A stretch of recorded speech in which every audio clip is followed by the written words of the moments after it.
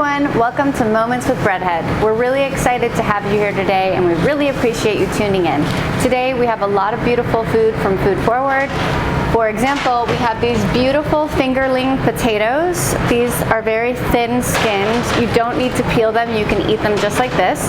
And I've started today's recipe by throwing these in a pot full of water. I threw them in a pot full of cold water and I let these boil until I could stick a fork through this, but it's not totally cooked. That's all I did, so we're skipping this step on camera. And in a few minutes, we're going to cut these into slices and we're gonna fry them up, because they will go into our recipe today of stir-fried broccolini, and I'm going to top it with what am I topping it with? With an egg. So that's it, super simple. It's going to be delicious, and let's get started. So let's do the broccolini first. So I've washed the broccolini and I've cut off the stems that were like damaged or just brown, and they're nice and ready. Broccolini is super cool because normally broccoli has a very like thick and fibrous bulb to it, but this is kind of like a little flower. It's a super sweet broccoli and it's very easy to eat, and it kind of looks more fancy than regular broccoli. It tastes the same though. So let's go over to the pan and let's saute this up with a little garlic and oil and salt and pepper, and I'll see you at the stove. Okay, we're at the stove. We're going to start by turning up the heat to medium-high. I'm going to add a few tablespoons of olive oil. I don't really pay attention to this, probably like I don't know, 4 tablespoons, let's say. Just enough where the broccoli is going to get coated in oil, it's not going to fry, and it'll cook evenly with all of that going on. You can do a few different things. You can get the oil super hot to like flash fry the broccoli, that it like touches the pan first and give it like a charred look. But because this takes a few minutes to cook, you don't want to burn your broccoli, and it will sort of like blacken in the process. So I'm just going to heat up the pan a little bit, and then I'll just add the broccoli like this before it starts to get too hot. So I'm going to be using tongs, and these are awesome to use in the kitchen, but this pan is coated with Teflon, and so I will not be doing any like scraping. I'm just going to use it and not touch the bottom of the pan, and I'll just use it to flip over the broccoli. You need to be really careful when you're cooking with Teflon that you don't use metal objects and scratch your Teflon, because that's linked to cancer and all kinds of things. So we don't want to do that. I'm going to turn it down a little bit. I'm going to add the broccoli or the garlic. The nice thing about sauteing vegetables is there doesn't have to be some like set and solid rule to something. You can really just throw something in a pan and start cooking it and see where it goes. Just adjusting the temperature so things don't burn, or raising it higher so things cook a little faster, is really what's important. So we're just going to watch this a little bit. I might add even a tiny bit of water if it starts to stick, but it looks really good. I'm going to turn down the heat. This is like a medium to low flame, and I'm just going to watch it and keep flipping it, and we'll be back when it's almost done. That's like pretty much all you have to do. I will add a little bit of pepper. You don't need to do that right now, but you can. Except there's no pepper in here, so I'll do that at the end. See you soon. Okay, so it's been about 3 to 4 minutes. I've been turning this rather consistently. I haven't added anything else except salt, pepper, and the oil that I used to cook it in. And again, I'm not scraping the surface with my metal spatula, but what I will do is I'll take a bunch of broccoli and I can use that to kind of like be a sponge and kind of pick up the garlic, because the garlic, if you're not paying attention to it, will start to burn. So I am doing that. This is ready for me. It's not soft, but it is soft enough for your teeth to go through, and that's like perfect for my taste. So you cook it more or less depending.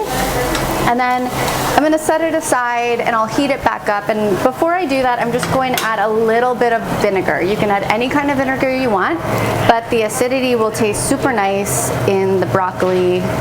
I'm gonna add about a teaspoon, and it's always good practice to pour it in the cap or in another like receptacle before you pour it directly in there, because if you pour in too much vinegar, you can't take it out. So a little bit at a time helps, you know, not make a huge mess and not ruin your food.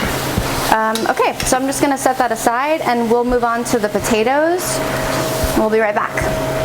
Okay, we're back. So we just cooked the broccolini. It's on the stove waiting to be reheated. That's the nice thing about it. You can just put it aside and reheat it when you're about to plate your food, and that's done. So we have our potatoes, and again, I just threw these in a pot of water. I didn't even salt it, and I boiled them until they were almost cooked, and that's it. Now I'm gonna cut them into little rounds. I'm just gonna throw these on here.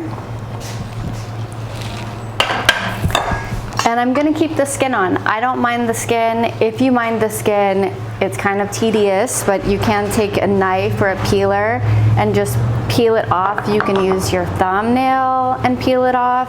It's really up to you, but I think that the skin is fine on these little potatoes. They're kind of like a Yukon Gold, but in miniature form. I'm going to cut the rounds to be about 1/2 of an inch, 3/4 of an inch thick. These are almost done, so they're gonna fry up really quickly, and by the time they're golden brown, they'll be the perfect consistency and they'll be ready to eat. So I'm just gonna cut these up, and I'll see you when I'm done, and we'll move over to the stove. See you soon. Okay, so we're back. We're ready to fry up these potatoes. I have cut up all the potatoes into little rounds. I didn't take off the skin. As they fry, the skin will get a little extra crispy, and I really like that. But if you want to peel them at home, if the idea of skin on a potato grosses you out, you do you, take it off. So we're gonna start by putting the flame up to medium-high, and I'm going to add olive oil. I don't have any coconut oil, but that's what I prefer to fry potatoes in. I don't have any today, and olive oil is a great substitution. It's easier sometimes to find, it's less expensive sometimes. So I'm adding, well, since we are frying, I think the whole entire pan should have enough oil where there's no spots. You know, it's like, I would say 1/4 of an inch of oil, but it's really kind of like what I'm looking at, and a little bit more. And then we'll wait a little bit until it gets hot, and we'll fry it up. A really good test of whether or not the oil is ready is I can just take a little piece of skin and I can throw it in there. As you can see, or maybe you can't, but the skin is just floating in there. Once the skin that I throw in sizzles, or anything you're frying, you can throw it in. Once it starts sizzling, you know you can put in your stuff.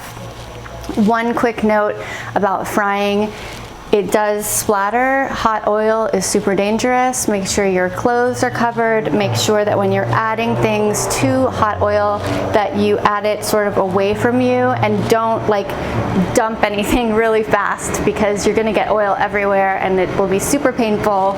I have burns all over my arms from oil and oven burns, and you just wanna stay away from it in the future. So it's almost ready. It's starting to sizzle.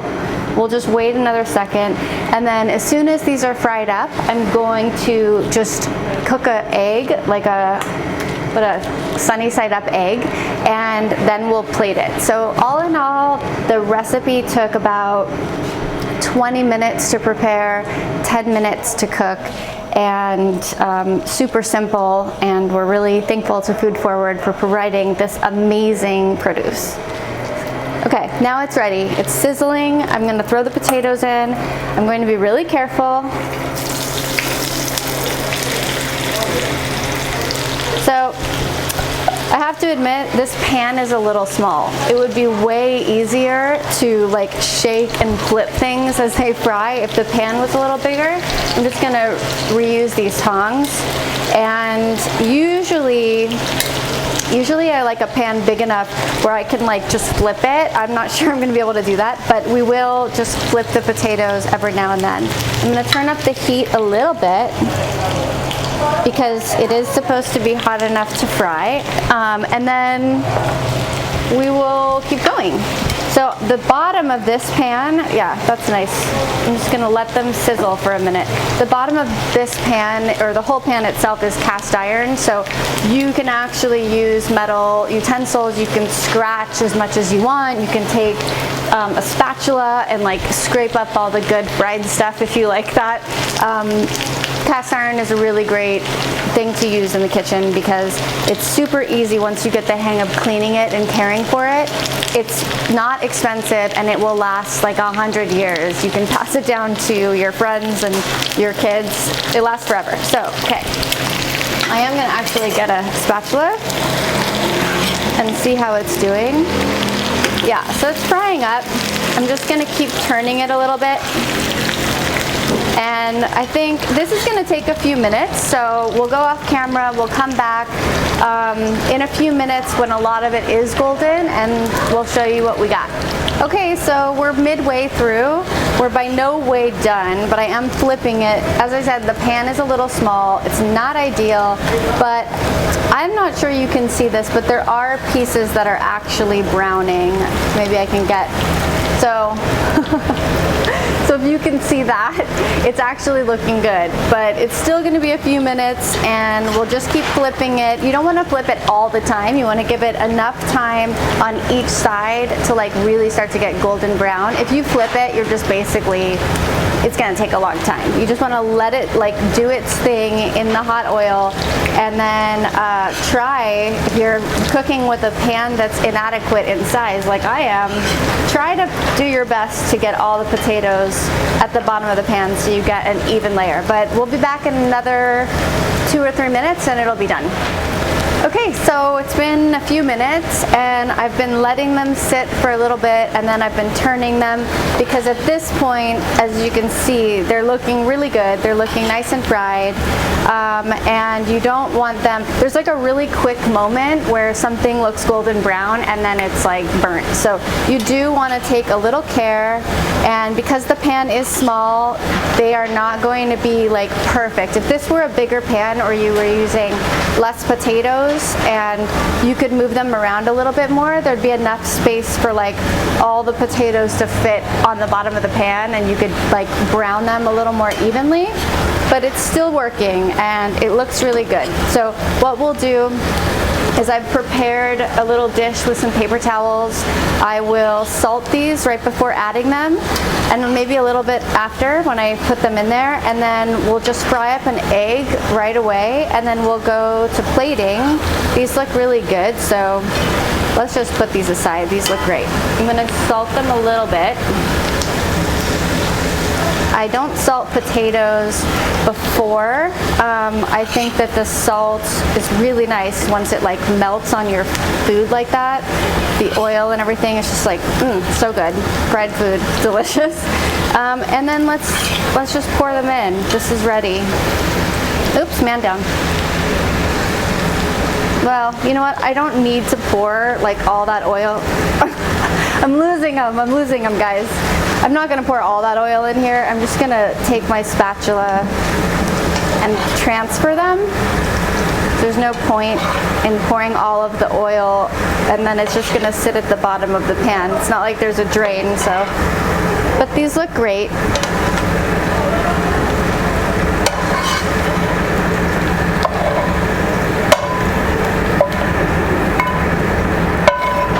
Okay. Now that those are done,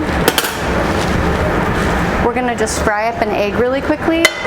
And if you're not comfortable frying an egg or cracking one into the pan, I would recommend cracking one in a bowl and then putting it in the pan. I'm fine with just cracking it in the pan. And if there's a shell, you just take it out. It's really not a big deal. Kind of sucks when the egg yolk breaks, but that happens too. So let's see how this egg goes. I am using a Teflon pan, so this is safe for stovetop, and this is made out of a different kind of plastic. So instead of like rubbing this on the bottom and breaking the Teflon, I'm going to use this spatula. So you want to get the oil pretty hot. You don't want to like fry the egg completely, or maybe you do because that's pretty good, but I don't want to. But let's just see. I just want to like add it in so it sizzles, and I did get an egg yolk or an egg thing in there, so I'm just going to take the shell and scoop it out if I can. There you go. I'll just put it back in there. If you were in a professional kitchen, you should not do that. I'm taking these eggs home with me, so I'm just gonna put it back in there. You can do like whatever you think. Okay. I'm gonna add a little salt.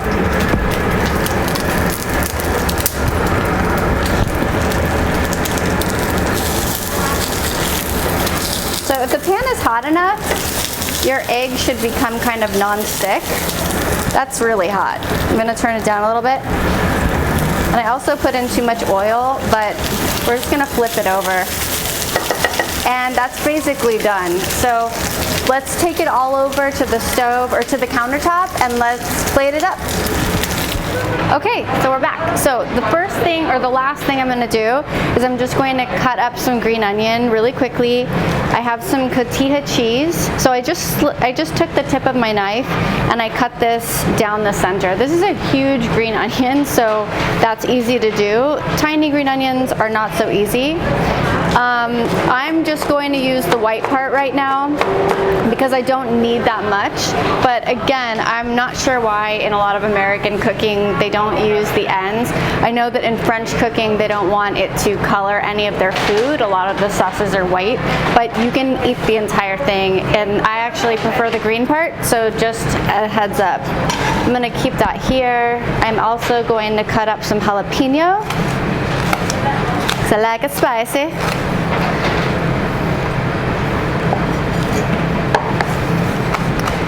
Just chop that up a little bit. That's probably enough. And let's get to plating. So we have the potatoes. I'm gonna actually do the broccolini first. Get some potatoes.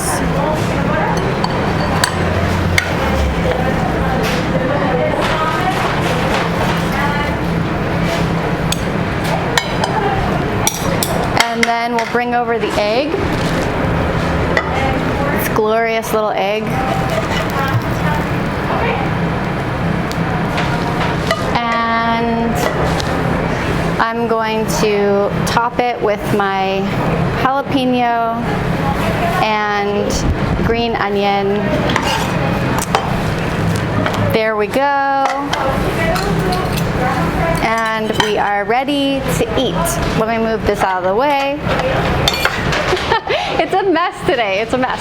So here we are. We have sautéed broccolini, fried potatoes, and a fried egg. This was our moment with Breadhead today. We really hope you enjoyed it. Have a great day.